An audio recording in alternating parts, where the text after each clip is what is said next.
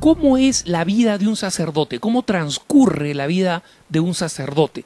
Soy Alejandro Bermúdez y en este punto de vista quiero responder esta pregunta que es diría una santa curiosidad de un lector de Así Prensa desde España, que dice, ¿cómo es que vive el sacerdote? ¿Cómo viven desde el seminario? ¿Cómo es su vida? Y me parece que esta es una pregunta legítima, sobre todo porque a mí me parece una pregunta, digamos, sin ningún misterio, pero me parece una pregunta sin ningún misterio por una sencilla razón. Yo formo parte de una familia religiosa que tiene consagrados, como quien les habla, y tiene también sacerdotes, y en consecuencia tengo la bendición de vivir junto a sacerdotes, algunos capellanes de algunos centros, casas de retiro, etcétera, otros párrocos o responsables de capillas tan grandes que prácticamente son parroquias. Y en consecuencia he podido ver esto, porque además yo estudié mi filosofía en una facultad donde estudiaban también jóvenes que se preparan para el sacerdocio. En consecuencia, creo que la pregunta es pertinente en este año del sacerdocio.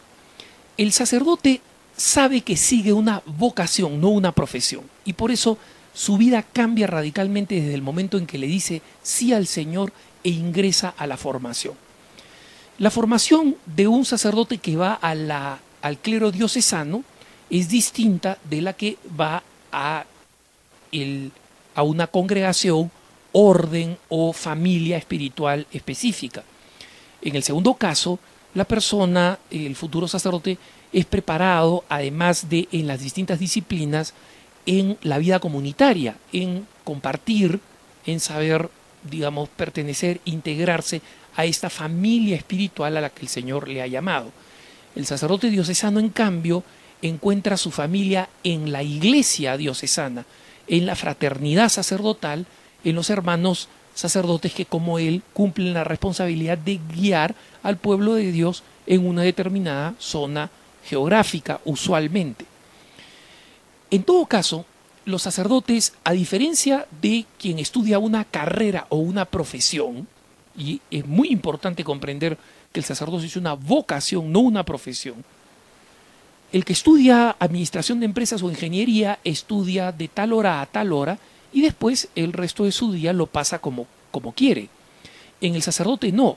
La formación teológica, litúrgica, filosófica, moral, doctrinal en general, va acompañada de una formación humana y espiritual, en buenos hábitos espirituales, en amor al Señor, en recogimiento, y en consecuencia, en el seminario se busca dar una formación integral para que la persona sepa vivir de Dios, para que el futuro sacerdote sepa alimentarse de Dios, de la fraternidad sacerdotal, de la esencia de su vocación, y esté constantemente colaborando con esa gracia que ha recibido para el sacramento. Es la llamada gracia sacramental, sin la cual un sacerdote jamás podría ser sacerdote, simplemente, porque las tareas son unas tareas agobiantes.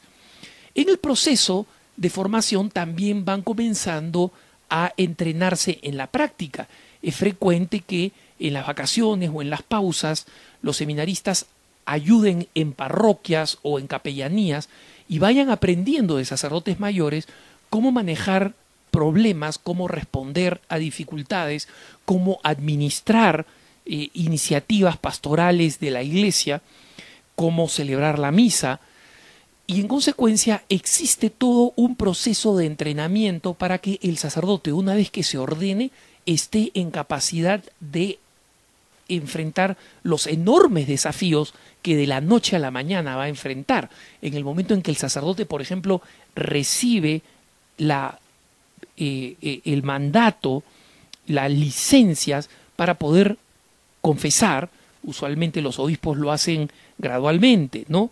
Es decir, que comiencen primero confesando gente más joven, gente menos problemática, y poco a poco le van dando las facultades hasta que puede confesar cualquier circunstancia.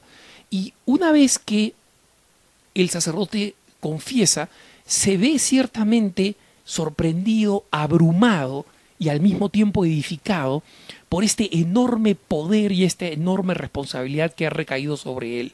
Levantar los pecados, incluso de los casos más espantosos e inimaginables, que además tiene que guardar en su corazón porque el secreto de confesión lo obliga a nunca jamás mencionar detalle alguno de lo que pueda haber escuchado y absuelto en la confesión. Decir una palabra y de pronto un pedazo de pan se convierte en el cuerpo de Cristo. Es capaz de salvar de la muerte eterna a alguien que en artículo mortis, a punto de morir, puede recibir el sacramento. En consecuencia, todo esto es una experiencia sorprendente, especial, particular, que hace que el sacerdote viva no solamente las responsabilidades cotidianas que tiene que responder, atender a los sacramentos, atender a la parroquia, sino muchas otras responsabilidades, sobre todo por la escasez de clero. Tiene que ser, como decía el primer obispo de Denver, Monseñor Machev, escribía en una carta diciendo: soy sacerdote a tiempo completo, pero además soy profesor, soy arquitecto, soy contador, soy administrador, soy constructor, soy de todo, porque tienen que cumplir múltiples funciones. Existe en algunas personas la idea equivocada de que el sacerdote, bueno, no debe tener mucho trabajo, ¿no? Celebrar una misa al día, por aquí atender a alguna viejita, y después el domingo sí celebra varias misas. No tienen ni idea de lo que significa mantener una parroquia o una pastoral viva, atender el grupo de jóvenes, formar catequistas, formar monaguillos, formar personas que van a atender al altar, lectores, personas que tienen ministerios laicales, atender las urgencias de las personas que tienen necesidades espirituales a cualquier hora del día, preparar a aquellos que están moribundos. En fin, tienen una carga como la que no tiene ninguna otra persona, con ninguna otra persona. No hay horario y han dedicado su vida al Señor, y en consecuencia, en el momento en que el Señor los necesita a través de un necesitado, ellos tienen que estar ahí presentes. Sin embargo, acompañada con estas características, hay una enorme alegría para aquellos que verdaderamente viven su sacerdocio a plenitud. Una enorme alegría porque tienen la capacidad precisamente de reconciliar a los hombres con Dios, de acercarlos al Señor. Ver a sacerdotes amigos terminar grandes fiestas litúrgicas donde la gente se ha acercado al Señor a veces después de años, ha perdonado a personas que odiaban, se han reconciliado, matrimonios que han retornado. Es decir, cuando descubren todas estas experiencias, existe realmente una enorme alegría en el Señor de poder ser agentes, ser realmente la presencia de otros Cristos. ¿Cómo es el retiro de los sacerdotes cuando los sacerdotes están retirados? En cierto sentido, los sacerdotes nunca se retiran. Obviamente cuando son ancianos, cuando tienen limitaciones físicas, cuando ya el tiempo pasa y no pueden asumir las mismas responsabilidades, es verdad que los sacerdotes pasan por situaciones especiales, dejan la administración de las parroquias, pero incluso aquellos que tienen que ir a casas de retiro están en capacidad de seguir proporcionando los sacramentos.